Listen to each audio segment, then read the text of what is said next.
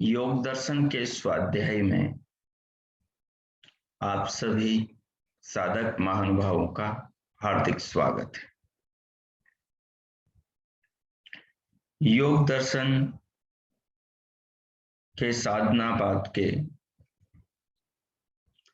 30वें सूत्र, जिसके अंदर यमों का वर्णन है, पीछे से हम उसका अध्ययन निरंतर करते चले आ रहे हैं।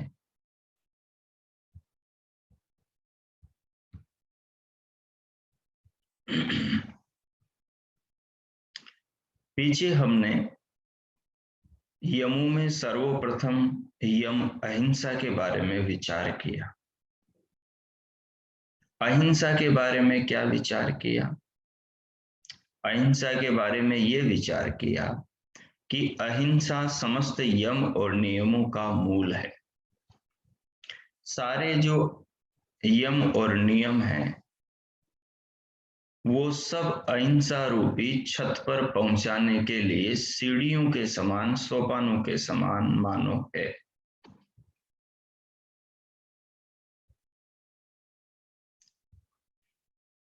अहिंसा के सारे ही यम नियम, 4 यम और 5 नियम मानो पैर हैं, पाए हैं, जिनके ऊपर ये अहिंसा टिकी हुई है।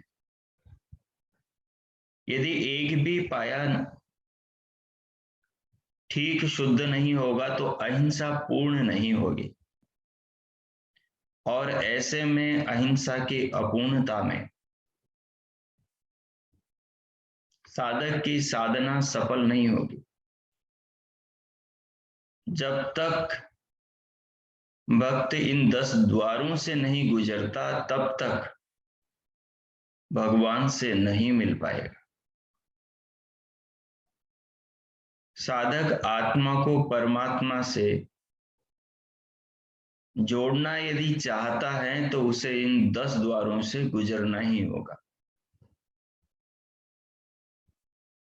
वो इन 4 यमों, अहिंसा के बाद वाले सत्य से लेकर अपरिग्रह तक, और 5 नियमों, शौच से लेकर ईश्वर प्रणिधान तक, जब तक इन 9 को पूर्ण रूप से शुद्ध ढंग से शास्त्र के अनुसार पालन नहीं कर लेता, तब तक साधना के क्षेत्र में साधक को पूर्ण सफलता नहीं प्राप्त होती।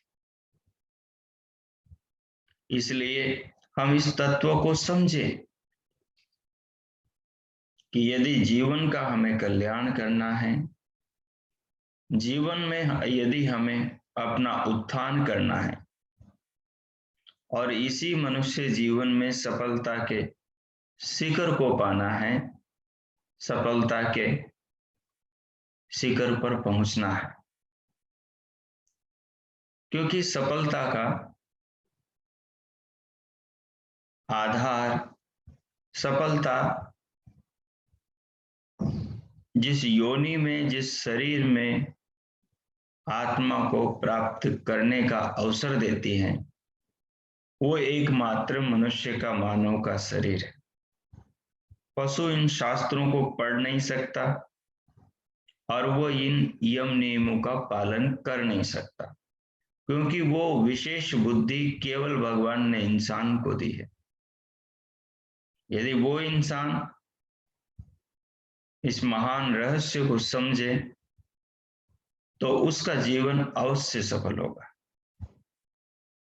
तो हमने पीछे पढ़ा, सत्य के बारे में पढ़ा। सत्य क्या है? तो भगवान व्यास कहते हैं, सत्य सत्यम यथार्थे वांग मनसे। वाणी और मन में यथार्थ का होना सत्य है। जैसा देखा, यथा दृष्टम, यथा अनुमितम और यथा श्रुतम तथा च वांग मनसे, जैसा देखा, जैसा अनुभव किया और जैसा सुना, वैसा ही वाणी और मन का, वैसा ही मन में चिंतन और वाणी से वाक व्यवहार, वाचनिक व्यवहार जब होता है, वही आचरण सत्य है।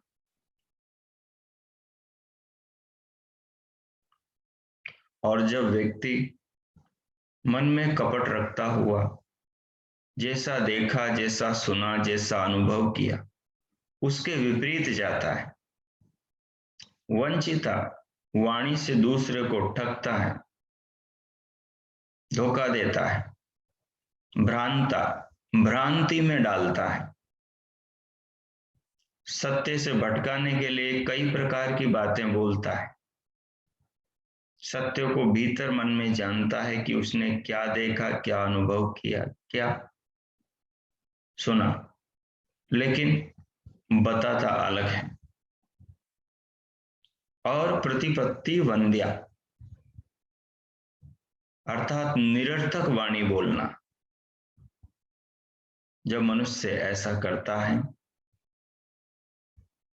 तो वो सत्य से च्युत हो जाता है, सत्य से भटक जाता है, असत्यवादी हो जाता है।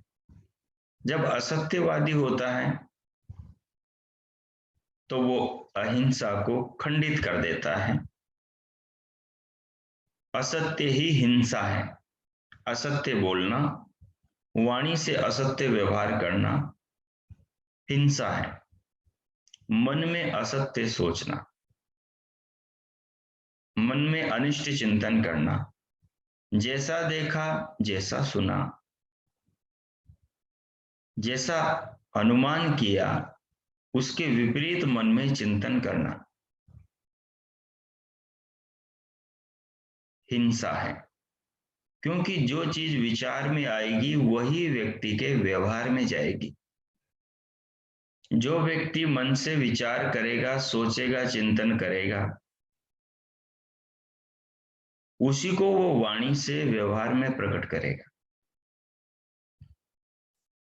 क्योंकि बीज अपने ही गुणकर्म स्वभाव के अनुरूप अंकुरित होगा, पौधा बनेगा, पेड़ बनेगा और वैसे ही फल देगा। इसलिए अहिंसा को सबके मूल में रखना है और बाकी यम और नियमों को शास्त्र ने जिस ढंग से उन्हें करने का आदेश दिया वैसे ही पालन करना है। इसलिए कहा, वाणी का उद्देश्य, इस विधाता ने, जिसने इस वाणी को बनाया है, उसने बताया है। भद्रम करणे भी शृणुयाम देवा, भद्रम पश्येमाक्षभिर्यजत्राः, स्थिरैरङ्गैस्तुष्टुवांसस्तनूभिर्व्यसेमहि देवहितं यदायुः। भद्र सुनो, भद्र देखो, भद्र करो, इस सारे शरीर को भद्र कार्यों में लगा दो। इस देह के एक रोम से भी, एक कण से भी, एक कोशिका से भी अभद्र कार्य न हो। नियमों के अनुरूप, विधान के अनुकूल, विधाता के निर्देश के अनुसार जो मनुष्य को करने की स्वतंत्रता मिली है उसे वो जरूर करे। धरती पर ऊंची से ऊंची ऊंचाई को छूने वाले आज या अतीत में उत्पन्न हुए महापुरुष या सामान्य इंसान को यही शरीर मिला है जो शरीर हमारे पास में है।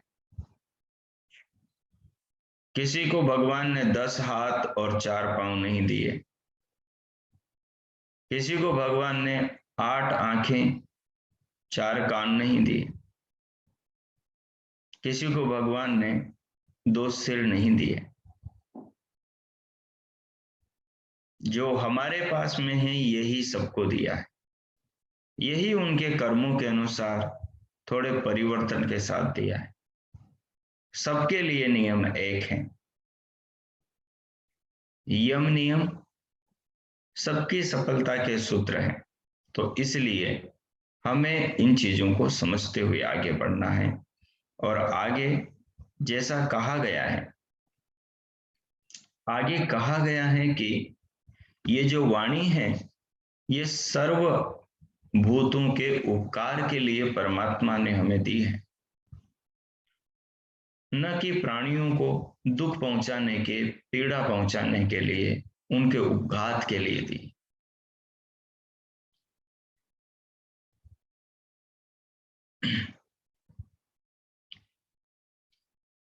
सत्य बोलते हुए भी किसी के साथ में मन में यदि कपट है, उसको कष्ट पहुंचाने की योजना है, तो वो सत्य जैसी बोली जाने वाली, पुण्य सी प्रतीत होने वाली वाणी भी, वो बात भी, वो व्यवहार भी, वो वाद संवाद भी, जो बाहर से तो पूरे नियमों में पिरोए हुए हैं, लेकिन आदमी के मन में कपट है,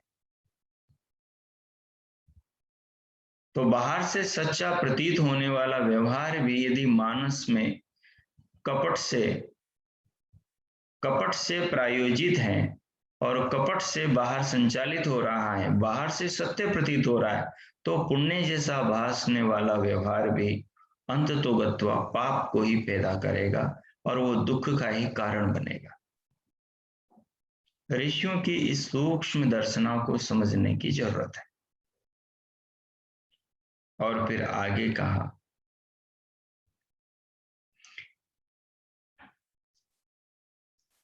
इसलिए मनुष्य को अपनी वाणी की और अपने मन की परीक्षा करके इनसे व्यवहार करना चाहिए।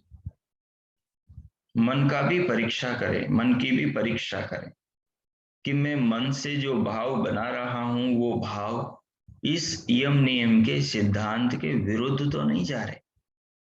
और वाणी से बोले तो वहां पर भी इसका विचार करें कि मैं जो वाणी से बोल रहा हूं, ये मेरी बातें, ये मेरे शब्द और इनसे जुड़े मेरे भाव कहीं सत्य के नियम के, अहिंसा के नियम के विरुद्ध तो नहीं जा रहे। साधना का जीवन आत्मा के कल्याण और जीवन के सफलता का आधार तो है, परंतु ये खांडे की धार है। बहुत सोचकर, संभलकर, जागरूक होकर इस पर चलना पड़ता है। सावधानी घटी दुर्घटना घटी। तो सावधानी को हटने नहीं देना, दुर्घटना को घटने नहीं देना, सफलता के मार्ग पर अहर्निश निरंतर अपने आप को चलाते रहना है। सत्य के बाद में अगला यम अस्तेय है। अस्तेय का अर्थ है चोरी न करना।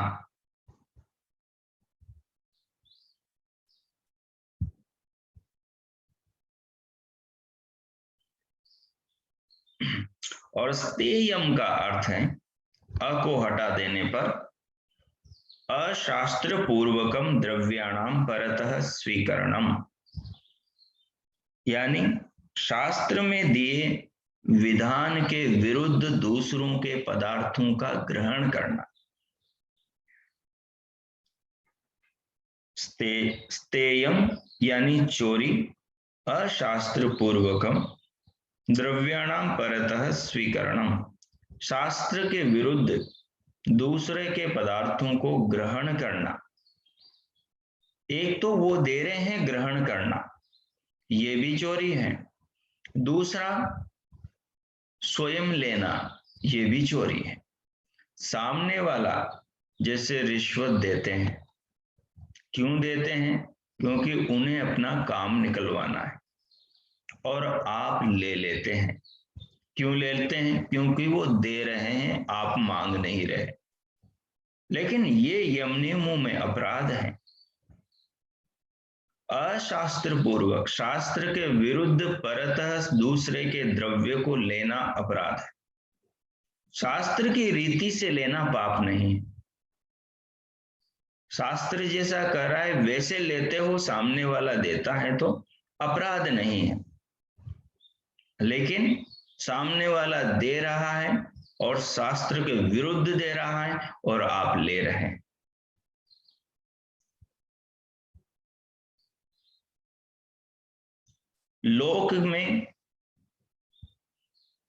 लोक में राज्य में शासन के जो नियम बने हैं उन नियमों के खिलाफ किसी के द्रव्य को लेना शास्त्र के विरुद्ध है।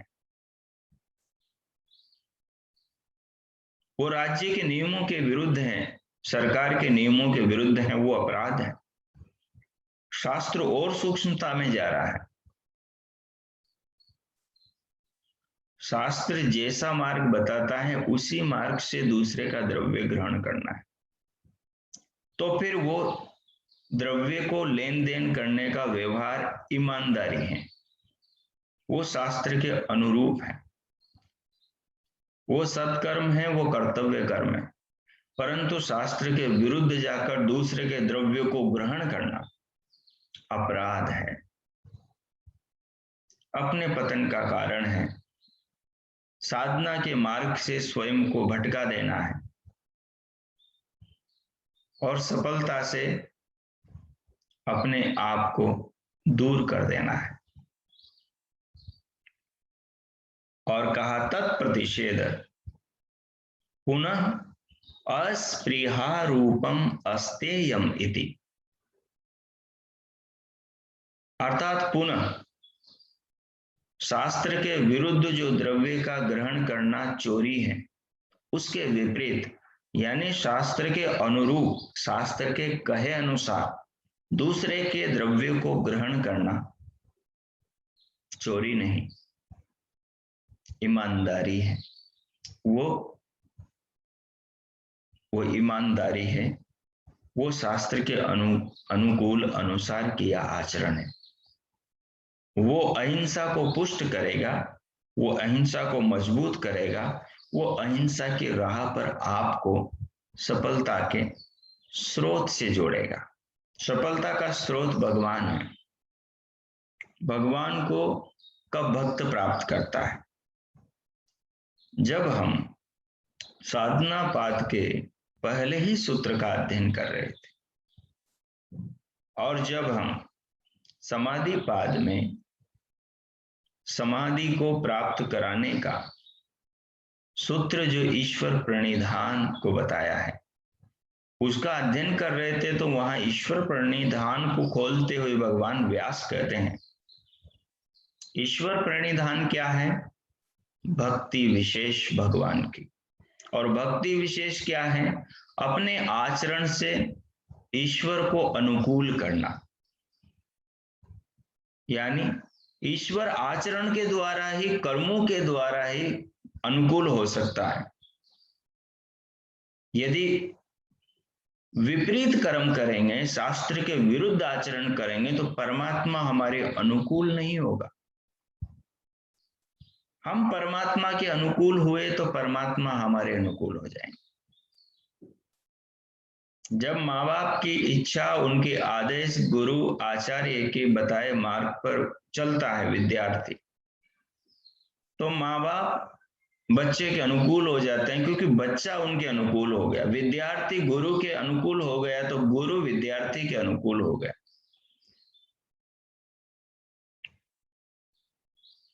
इस तत्व को समझना है कि भगवान को अनुकूल करता है भक्त। कैसे करता है? अपने कर्मों से। कौन से कर्म? यम नियम ही वो कर्म है। इनको करके भगवान को अपने अनुकूल कर लेता है, यानी भगवान के अनुकूल हो जाता है, तो सीधा भगवान की कृपाओं का जो स्रोत है उससे अपने अंतकरण को जोड़ देता है और उसका अंतकरण परमात्मा के ज्ञान से भर जाता है। और भगवान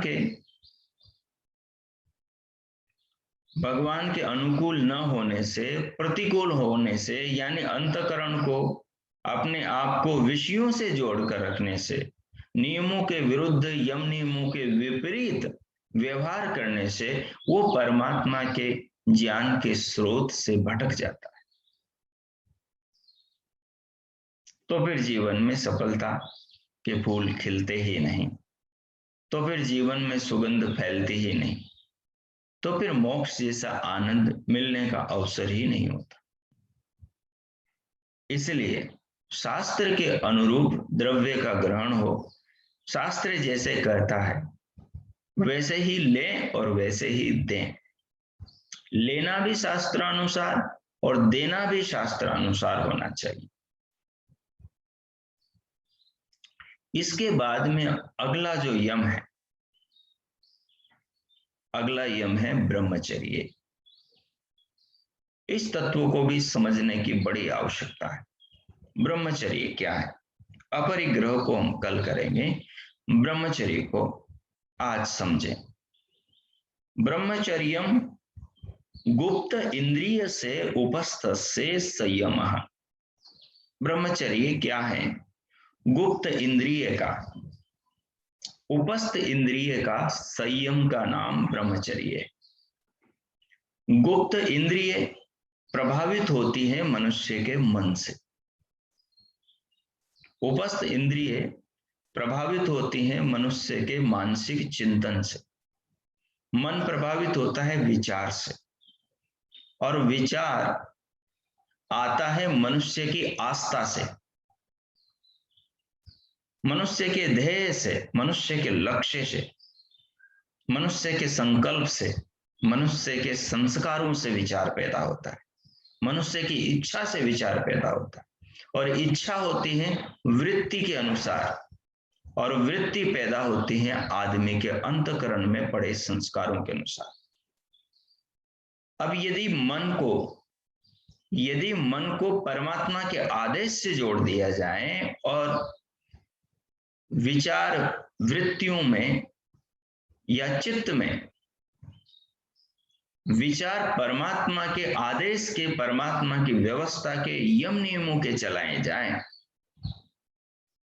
तो जैसी वृत्तियां चलेगी वैसा ही मन में संकल्प होगा, वैसे ही मन की चाह होगी, तो वैसा ही प्रभाव गुप्त इंद्रिय पर जाएगा। यदि संकल्प ब्रह्म का है, यदि ब्रह्म में विचरने का है, ब्रह्म को पाने का है, यदि भाव ही आत्मा को परमात्मा से जोड़कर जीवन को जीने का लक्ष्य ही ईश्वर की प्राप्ति का, तो फिर पतन की कोई संभावना ही नहीं है, फिर पतन नहीं होगा। तो ऐसे के अंदर ब्रह्मचर्य का पालन हो जाएगा, ब्रह्मचर्य की हानि नहीं होगी। तो जैसा कि हमने आरंभ में विचार किया था, जब यम नियमों से मनुष्य का मन, अंतःकरण, उसकी भावनाएं, उसका चिंतन और उसका जीवन जुड़ जाता है, तो उसके भीतर परमात्मा के राज्य का निर्माण होता है, उसके हृदय में परमात्मा का राज हो जाता है। परमात्मा का राज कैसे हो जाता है? जिसने अपनी आत्मा को भगवान से जोड़ लिया और जीवन का लक्ष्य ईश्वर को बना लिया, और वो व्यक्ति फिर ईश्वर को जीवन का लक्ष्य बनाकर उसके भीतर जो भावनाएं पैदा होती हैं, वो भावनाएं जब उसके 10 इंद्रियों का संचालन करती हैं, आंखों से वो उन भावनाओं के अनुरूप जगत में देखता है, कानों से उन भावनाओं के अनुरूप वो वाणियों को सुनता है, वो खाता पीता और व्यवहार करता, आचरण करता है, तो उससे बाहर भी जगत में से वो उन्हीं पदार्थों को ग्रहण करता है, चीजों के स्वरूप, चीजों से ज्ञान उसकी भावना के अनुरूप ही बाहर से भीतर आने लगता है, तो उसके लिए सारा जगत ही ब्रह्ममय हो जाता है। ऐसे में ब्रह्मचर्य से पतन ब्रह्मचारी का, ब्रह्म में विचरण करने वाले और ब्रह्म की प्राप्ति की चाह रखने वाले व्यक्ति का कभी नहीं होता। यहां ब्रह्मचर्य का मतलब अविवाहित युवक नहीं है, अविवाहित युवती नहीं है, यहाँ ब्रह्मचर्य का मतलब है जो अपने आप को गुप्त इंद्रिय के पतन से बचा ले, वही ब्रह्मचर्य है। वो चाहे जवान हो, बूढ़ा हो, बालक हो, वो चाहे युवक हो, युवती हो, वृद्धा हो, कोई भी हो सकता है। तो वो इस भाव से तभी बचेगा जब उसकी भावना में ब्रह्म समा जाएगा। ब्रह्मांड का स्वामी, इस जगत का, विश्व का पति, परमात्मा जगदीश्वर समा जाएगा। जब उसके जीवन का केंद्र ईश्वर हो जाएगा तो फिर जगत में उसे वस्तु वस्तु और पदार्थ पदार्थ से वही जुड़ा हुआ प्रतीत होगा। ऐसे में जीवन बदल जाएगा, ऐसे में जीवन का मंगल हो जाएगा। तो इस प्रकार ब्रह्मचर्य के अभिप्राय को यहाँ समझना है। ये संयम भगवान में आस्था से ही साधक के जीवन में अवतरित होता है। जितनी आस्था बढ़ेगी उतना साधक के भीतर ज्ञान के साथ आनंद बढ़ेगा, उतना ही संयम बढ़ेगा, साधना में प्रगाढ़ता आएगी और जीवन में शांति बढ़ती चली जाएगी। धैर्य का अवतरण होगा, ऋषियों के पथ पर उनका पदानुगामी बनने में उसे सहयोग मिलेगा। जीवन को समझने में, जीवन को सार्थक करने में उसे अद्भुत ज्ञान मिलेगा और जीवन को जीने में बड़ा आनंद आएगा। तो इस प्रकार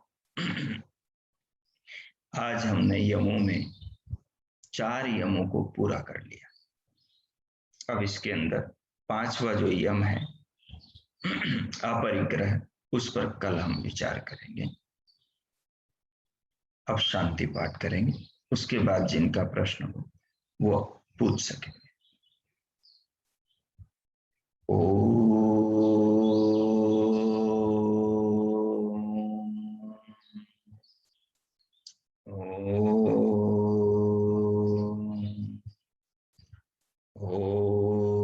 शांति शांति शांति। ओम। ओम। सभी को नमस्ते। आप सबका आज का दिन शुभ हो, मंगलमय हो। प्रभु सबका मंगल करें, सबको यम नियमों पर चलने की हृदय में प्रेरणा दें, आत्मा में सबको संदेश दें, जाने अनजाने भी यम नियमों के पथ से भटकने से भगवान सबको बचाएं। सबके लिए बहुत बहुत परमात्मा से हार्दिक मंगल कामनाएं। यदि हो